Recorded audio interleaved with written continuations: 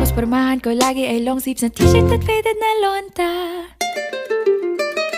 Pero noong makilala kita, nagbagong bigla ang aking timpla. Natutuwa ko na magpariban at mag-ahit ng kilay at least once a month. Hindi ko alam kung anong meron ka na sa akin ay nagpalambot ng bigla. Sinong mag-aakalang lalaki pala ang bibihag sa tulad kong tigreng gala.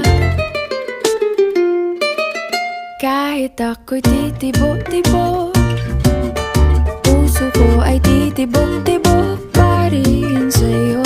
Isang halik mo lamang at ako ay tinatablan, at ang aking pagkababae ay nabubuhayan na para bang bulaklak na namumukadkad. Dahil alaga mo sa dilig at katamtamang sikat ng